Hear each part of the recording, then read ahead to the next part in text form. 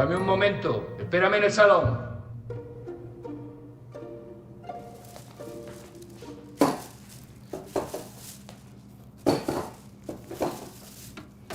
¿Has conseguido todo lo que necesitabas? Casi todo. No tenían mucho negro, pero me valdrá. Hoy tenemos que continuar desde aquí. Mi padre no se encuentra muy bien. No puedo salir de casa. ¿Su padre? Sí, mi padre. Es el que vive en la habitación del fondo.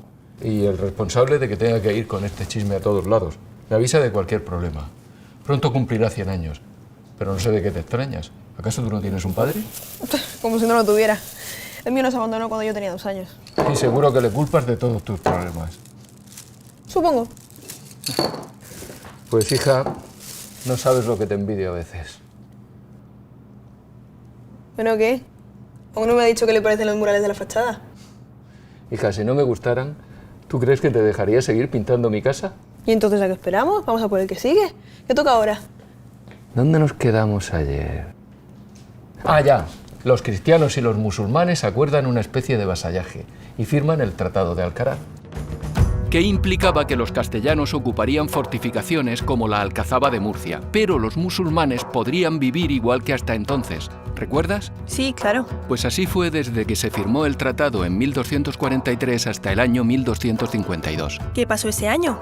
En 1252 muere el rey de Castilla Fernando III. Al subir al trono su hijo Alfonso X, las condiciones de vida de los musulmanes en Murcia empeoraron. Comenzó con el reparto del territorio de las comarcas sometidas militarmente, y más tarde en las poblaciones que estaban bajo su protectorado, como la ciudad de Murcia. Llegaron a realizarse hasta 6 repartimientos. En el primer repartimiento, en 1257, Alfonso X otorgó 4.000 taullas de tierra a los cristianos en el arrabal de la Aserca, al sureste de la Medina. Pasaría a llamarse Nueva Murcia. Ahí se alojaron los primeros castellanos repobladores, 2.533 en total, entre los que se encontraban 333 caballeros y 2.200 peones. Eran cruzados miembros de la Orden de San Juan de Jerusalén, y ahí fundaron la iglesia de San Juan del Real, hoy San Juan Bautista. No eran tantos cristianos, teniendo en cuenta que entre la Medina y la Huerta habían unos 70.000 musulmanes. Desde la subida al trono de Alfonso X, el incumplimiento del Tratado de Alcaraz fue sistemático. Esto causó una insurrección de los musulmanes en 1264. Entonces Alfonso X pidió ayuda a su suegro, Jaime I de Aragón, que trajo un enorme ejército con el que acabó logrando la victoria. Los musulmanes pactaron la entrega de la ciudad de Murcia a cambio de que se respetaran sus costumbres y bienes. Jaime I realizó a principios de 1266 el segundo repartimiento. Esta vez ordenaba dividir la ciudad en 2 partes. La parte oriental sería para los cristianos y la parte occidental para los musulmanes. Se hizo levantar un muro de norte a sur que iba desde la mezquita Aljama hasta el arrabal de la Arrisaca. Estaría situado sobre la actual calle Trapería hasta Alfonso X el Sabio. ¡Anda! La versión medieval del muro de Berlín. Sí, algo así. En ese momento, la mezquita Aljama fue consagrada como iglesia mayor de Santa María. Las primeras obras no tardarían. En el último cuarto del siglo XIII se irían levantando capillas y otras dependencias en los muros perimetrales de la mezquita. La obra más llamativa fue la Torre Vieja sobre la capilla de Jacobo de las Leyes, que se finalizó en 1302. A mediados del siglo XIV se construiría un claustro donde estaba el patio de la mezquita. Jaime I había traído unos 10.000 hombres para frenar la revuelta mudéjar. Como pago les otorgó casas y tierras para que se establecieran en Murcia. La mayor parte de los repobladores procedían de Aragón y Cataluña. Eran cruzados de las órdenes de Santiago y de Calatrava y una parte importante compuesta por caballeros templarios. Se dice que a ellos se les situó en la Alcazaba. El 14 de mayo de 1266, Alfonso X constituye el Concejo de la ciudad de Murcia, órgano de gobierno y representación, a través del texto conocido como Fuero de Sevilla. El concejo se estableció en el Palacio de Darasarife, que se ubicaba dentro de la Alcazaba. Es el edificio donde se encuentra hoy día el Ayuntamiento de Murcia. Una de las innovaciones que promovió el concejo en 1276 fue solicitar la conversión del puente de barcas que existía sobre el río Segura, a la altura de la puerta del puente, en un puente estable, para asegurar la conexión de las zonas importantes con otras ciudades. La plaza de Santa Catalina, en la que se encontraba una mezquita, adquirió gran importancia, configurándose como una especie de plaza mayor de la ciudad. Albergaba reuniones concejiles, actividades artesanales, festejos y actos públicos, como ejecuciones. En este mismo año, Alfonso X concede a la ciudad de Murcia un mercado semanal, que se celebraría los jueves. Anda, si sigue siendo los jueves. Hay cosas que nunca cambian. También se le otorgó el privilegio de una feria anual. ¿Adivina en qué mes? ¿En septiembre? ¡Bingo! Y duraría 15 días, como actualmente. Tras la marcha de Jaime I, Alfonso X decretó el tercer repartimiento. En él se anulaba el repartimiento otorgado por su suegro. Ordenó entonces que los cristianos ocupasen la totalidad de la Medina y los musulmanes se instalasen en el arrabal de la Arrisaca. Esto generó mucho descontento y un exilio masivo de musulmanes al Reino de Granada y norte de África. El muro de partición fue derribado, creándose la calle Trapería, que se llenaría de tiendas sustituyendo al anterior zoco. Me pregunto a quién se le ocurriría ponerle un nombre tan raro a la calle. Trapería. Verás, tras la conquista cristiana, los gremios artesanos se fueron agrupando por calles. El nombre de algunas calles venía del oficio que allí se desempeñaba. En trapería se vendían telas y pieles. En platería se concentraban los orfebres, en jabonería se elaboraba jabón, en vidriero se soplaba vidrio. En 1267 se agrupó a otra comunidad en una parte de la ciudad. Alfonso X decretó la creación de la Judería, barrio en el que se localizaría la totalidad de los judíos de Murcia, los cuales vivirían separados de los cristianos. Estaba localizado al este de la ciudad, entre la Puerta Nueva y la Puerta de Orihuela, zona de la actual Plaza Sardoy, donde se entiende que existía una sinagoga. De hecho, esta plaza fue conocida hasta el siglo XVIII como la Plaza de la Sinagoga. Entre 1269 y 1272 se ordenarían 3 repartimientos más. Los cristianos acabarían ocupando toda la zona norte del arrabal de la Arrisaca. Prueba de ello es que en el año 1272 se ordenó el traslado del mercado semanal al arrabal de la Arrisaca, en concreto a una plaza que actualmente se conoce como Plaza de Santo Domingo. Ahí se construyeron 100 tiendas, que se sumaron a las de Trapería.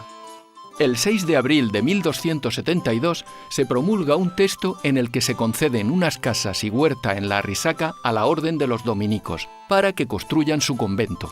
Dada la labor docente de esta orden, esta es la fecha en la que se considera que se fundó la Universidad de Murcia. Esta orden no sería la única que se instalaría en Murcia.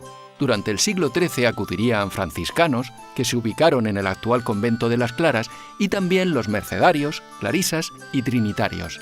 El complejo de edificaciones y huertos que conformaban el Alcázar Menor se repartió entre la realeza y algunas órdenes religiosas. La morería quedaría poco a poco reducida a una zona mínima, alrededor de una mezquita, que estaría situada en la actual Plaza de San Ginés, contabilizando tan solo unas 30 personas. A los cristianos les sorprendió enormemente las reducidas dimensiones de la mayoría de las viviendas musulmanas. Por eso se podía otorgar al mismo propietario hasta 5 o 6 residencias. Las casas cristianas estaban abiertas hacia la calle. Las puertas y ventanas comunicaban el interior de la vivienda con el exterior. Las fachadas cobraban gran importancia, ya que reflejaban la riqueza y el poder de sus dueños. Para contemplar las grandes edificaciones era necesario ampliar las calles. Así, Alfonso X ordenó que las calles que no tuvieran 20 palmos de ancho fueran reformadas. También determinaron ensanchar los caminos para permitir el acceso de carros. Cerraron alguna puerta, como la puerta del mercado, y abrieron nuevos portillos. La calle, en definitiva, se convirtió en un lugar de encuentro, además de ser escenario donde los poderes públicos manifestaban su poder, con comitivas y procesiones. Vaya, parece que todo se transformó muy rápidamente. Casi todo.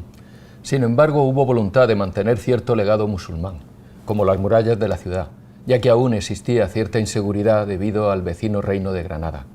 También la extraordinaria red de saneamiento y algunos baños, que se repartieron entre la corona, la iglesia y algunos particulares. El exilio de los musulmanes y el fracaso de las repoblaciones cristianas dieron lugar a un área en despoblación extrema. A finales del siglo XIII, la población en la ciudad descendió a 7.000 habitantes y la huerta quedó prácticamente vacía. Esto dio paso a tierras abandonadas y espacios urbanos vacíos, arruinados o utilizados para fines ganaderos. Por ejemplo, la zona actual de San Esteban, en el arrabal de la Arrisaca, se transformó en un área de cultivo. Se derribaban casas viejas y abandonadas del arrabal de la Arrisaca, con el fin de vender los materiales que las componían, ladrillos, tejas, madera, llegando el concejo a prohibir esta práctica. Además, los cristianos no sabían trabajar los cultivos de secano, lo que provocó una racha de malas cosechas. La crisis económica se vio agravada por la crisis política. El reino de Murcia inauguró el siglo XIV invadido por las tropas del rey Jaime II de Aragón, que entró en Murcia en 1296. Con él llegaron repobladores de origen catalán, aragonés, valenciano y mallorquín. Tras los acuerdos de paz de Torrellas-Elche en 1304 y 1305 entre Castilla y Aragón, la línea que separó a las dos coronas iba a pasar entre Orihuela y Murcia. El siglo XIV sería desastroso para la ciudad. 2 guerras civiles y varios episodios de peste negra acabarían con la vida de 6.000 personas y supuso la destrucción del Alcázar Mayor, la Contraparada y las acequias mayores.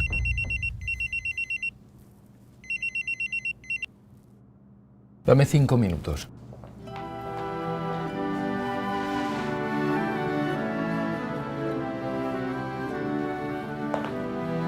Veo que has encontrado a una de las protagonistas del siglo XV. ¿Y eso? Yo creía que la catedral era barroca. No del todo. Verás, en el año 1394 se coloca la primera piedra que daría comienzo a las obras de la nueva catedral. Se extenderían a lo largo de todo el siglo XV. La ornamentación exterior del coro y la rejería se realizaron también en este siglo. En 1490 se inició la construcción de la capilla de los Vélez. Y en el 92 todas las cúpulas estaban cerradas. Pero esa no fue la única gran construcción del siglo XV. En 1404 Enrique III mandó levantar el Alcázar Nuevo. Su construcción reforzaba las murallas de la ciudad y abría nuevas puertas. Estaba ubicado aproximadamente donde hoy se encuentra la Casa Zabalburu y el antiguo Hotel Victoria y sus inmediaciones. También se reformó el puente, creando un puente de piedra de un solo arco. En torno a él se generó un espacio económico centrado en la molienda y peso de cereal. Así, en 1440 se terminó la construcción del edificio del Almudí. Ahí se conservaba y vendía todo el trigo, cebada y harina. Durante el siglo XV nos consta que hubo unas 12 avenidas de agua, más o menos desoladoras, que destruyeron las viviendas de los arrabales y los víveres almacenados en la ciudad, generando una gran emigración a Aragón. Así surgió la necesidad de crear un muro de contención del agua, origen del actual malecón. ¿Y qué ocurrió con las edificaciones musulmanas? ¿También las arrolló el agua? La muralla del arrabal quedó prácticamente derruida. Sin embargo, la muralla de la ciudad sí se conservó. En el Alcázar Menor, donde se instaló la Orden Clarisa, se realizaron obras en el claustro e iglesia. La plaza de Santa Catalina se amplió para poder albergar a un mayor número de personas. Y todo esto vino impulsado por un acontecimiento realmente importante en la historia del Reino de Murcia.